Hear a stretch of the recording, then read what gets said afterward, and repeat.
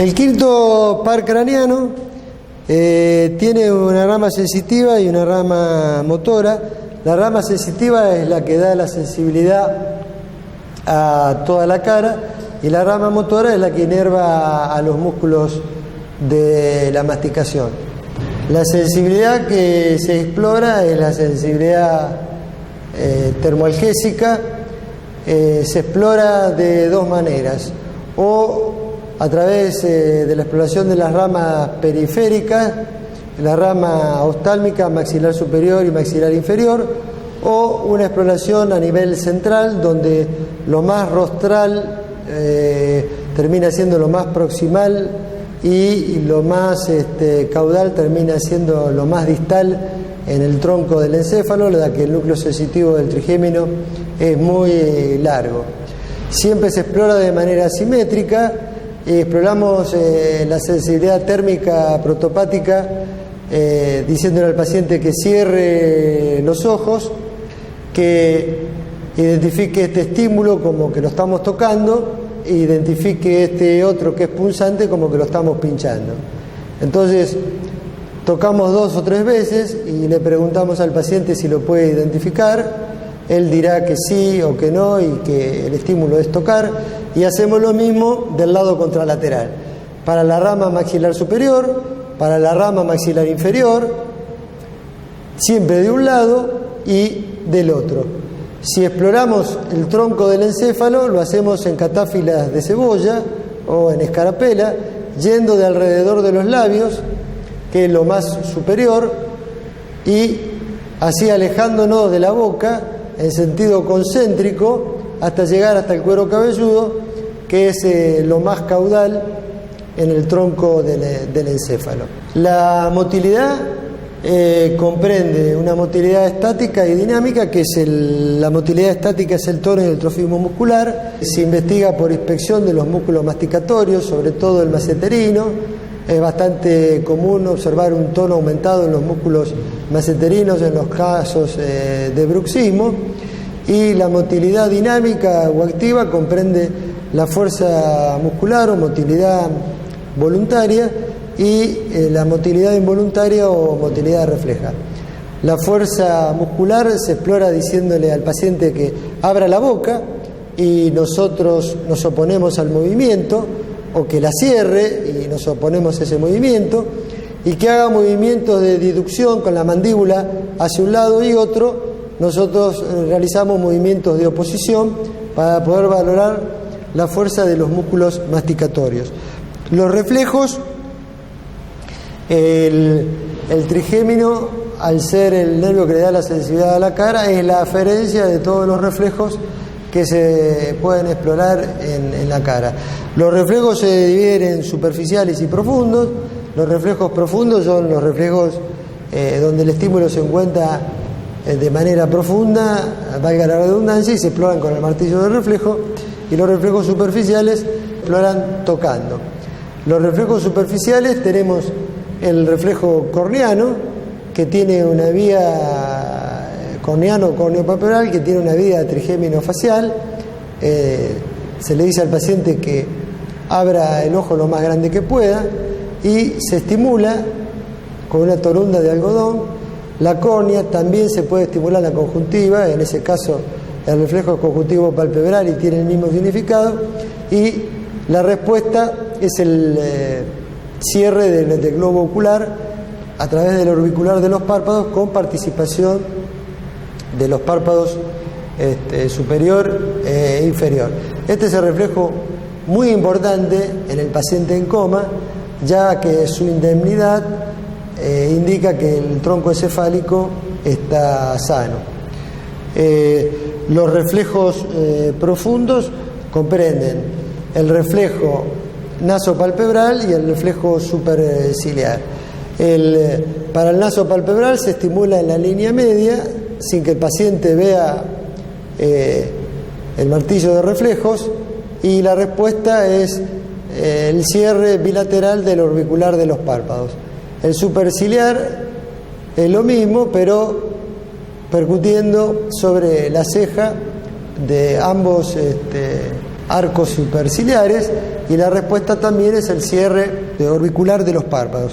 Por último, el reflejo profundo que se explora es el reflejo maceterino, en donde la vía es trigémino-trigeminal, ya que la información y la respuesta está dada por el nervio trigémino, y este es uno de los reflejos más importantes de la neurología, ya que en caso de la presencia de un déficit motor, paresia o parálisis, la presencia de un reflejo maceterino con características cloniformes está indicando que la lesión siempre va a estar por encima del agujero occipital. Se le pide al paciente que cierre los ojos, que abra la boca, que deje flojas las mandíbulas, se coloca el dedo del observador y se percute sobre el dedo del profesional, observándose la respuesta de contracción de los músculos, intentando el cierre de la boca. El séptimo par es el nervio facial, es un nervio que tiene fibras motoras, pero también tiene fibras parasimpáticas, fibras sensoriales que le dan el gusto por delante de la B lingual y fibras sensitivas. En la práctica nosotros exploramos las fibras motoras que dan la motilidad a la cara.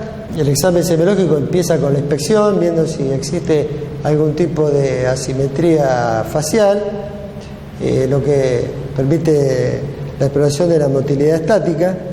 Para la exploración de la motilidad dinámica, la fuerza muscular, se le solicita al paciente que haga los movimientos necesarios para poner en marcha el movimiento de todos los músculos de la cara. Por ejemplo, que abra la boca, que ponga los labios en posición como para besar, que cierre los ojos, que arrugue la frente, es decir, cualquier tipo de movimiento que permita poner en evidencia alguna dificultad en la movilización de los músculos de la cara. Lo más importante en la semiología del nervio facial es saber distinguir perfectamente una lesión facial central de una lesión facial periférica. La lesión facial central es lesión de la primera neurona y la lesión facial periférica es lesión de la segunda neurona.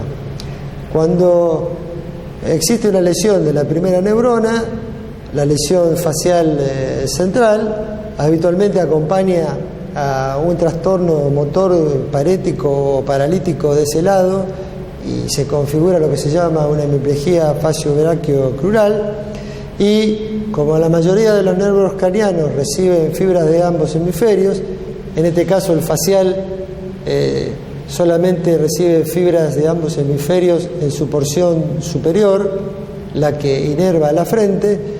La mitad superior de la cara no se va a ver comprometida, el paciente va a poder arrugar la frente, en cambio la lesión inferior se va a poner de manifiesto por el borramiento del surco nasogeniano y la desviación de la comisura labial.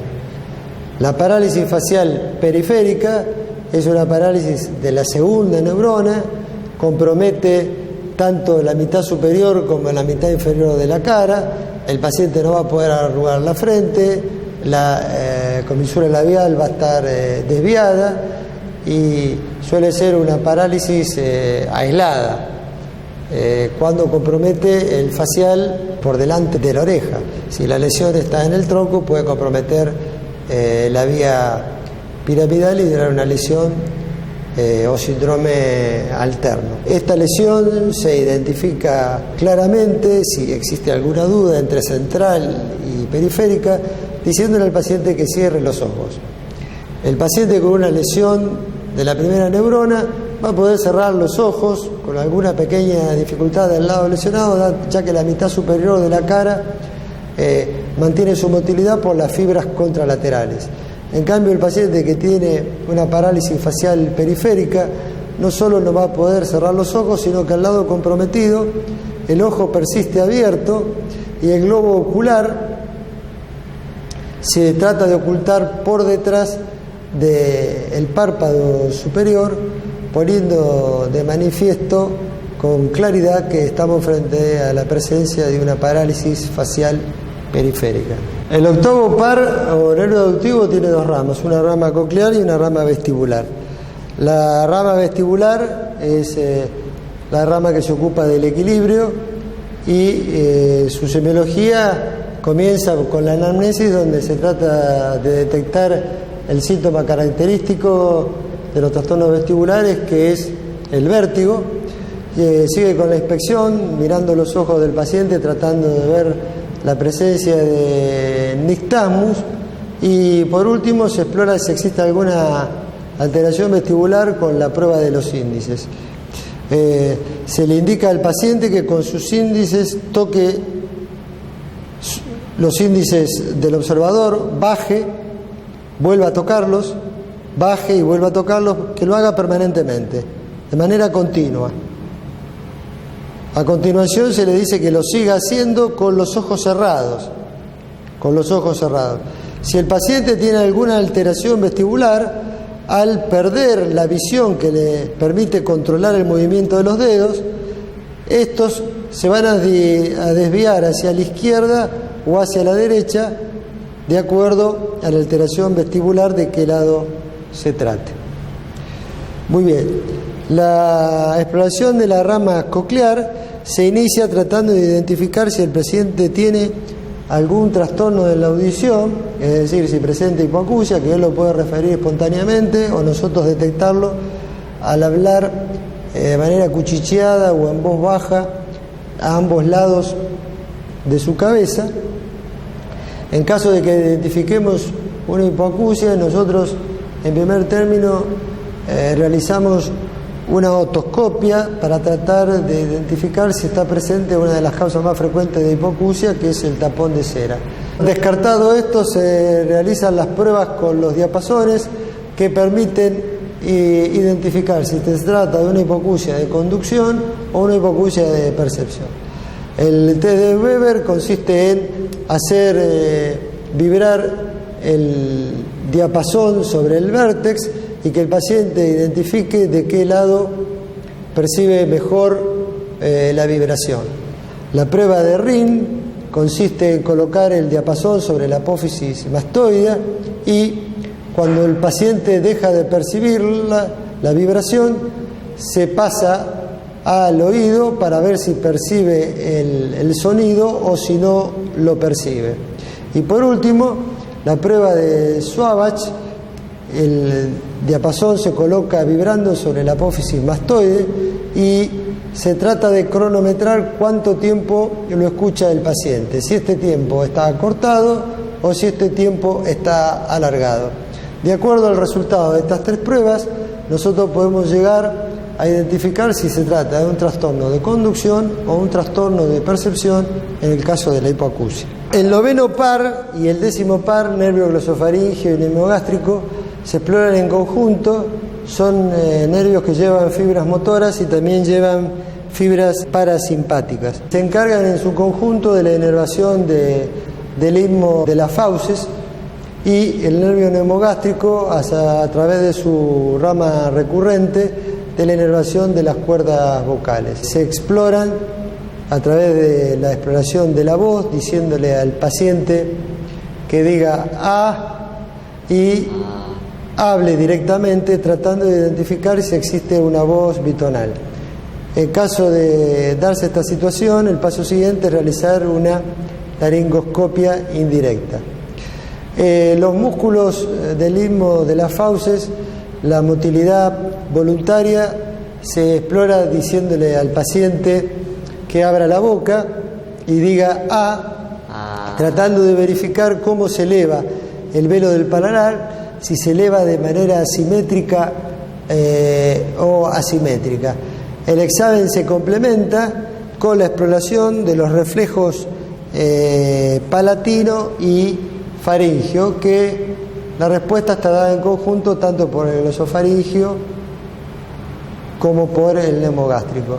El reflejo faringio consiste en el paciente abre la boca y con un bajalenguas se estimula la parte posterior de la faringe, y la respuesta es la que se ha verificado en este momento, que el paciente presenta un reflejo nauseoso.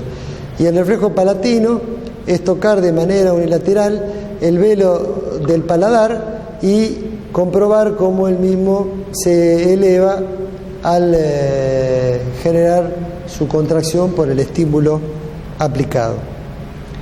El 11 par craneano es el nervio espinal, es un nervio exclusivamente motor que inerva al trapecio y al esternocleidomastoideo.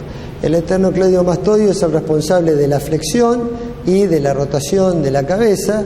La motilidad se explora a través de la inspección, explorando el tono y el trofismo muscular y viendo si existe alguna asimetría en el cuello, y la motilidad dinámica diciéndole que haga fuerza para flexionar la cabeza oponiéndose a este movimiento, o que haga fuerza contra la mano para tratar de lateralizar la cabeza oponiéndose a este movimiento. El trapecio se explora diciéndole al paciente que eleve los hombros y oponiéndose con ambas manos a este movimiento que permite explorar la fuerza muscular en el trapecio y diferenciar una lesión de un lado con respecto a la indemnidad del otro. El 12 par es el nervio hipogloso mayor y es el nervio que le da la motilidad a la lengua. El examen de la lengua consiste básicamente en decirle al paciente que abra la boca y saque la lengua. La inspección es muy importante porque la inspección permite diferenciar una lesión de primera a segunda neurona. Este es un dato relevante porque la lesión de la segunda neurona está hablando de una lesión en el tronco a nivel del bulbo, con la gravedad que eso significa, y se va a poner de manifiesto porque existe hemiatrofia lingual. Y al mismo tiempo, si prestamos atención, se puede ver sobre la superficie de la lengua la presencia de fasciculaciones que son como unas reptaciones que van por encima de la superficie, lo que también identifica a la segunda neurona motora. El tono y el trofismo muscular se exploran con la palpación, colocándose el observador un guante, y por último la motilidad voluntaria, diciéndole al paciente que con la boca cerrada haga fuerza sobre los dedos del observador de un lado y de otro, tratando de evaluar la fuerza que hace la lengua. Con la boca abierta se observa claramente si la lengua sale en la línea media o se desvía hacia la derecha o se desvía hacia la izquierda, lo que permite hacer el diagnóstico topográfico de lesión según la lesión sea de segunda neurona o de primera neurona motora.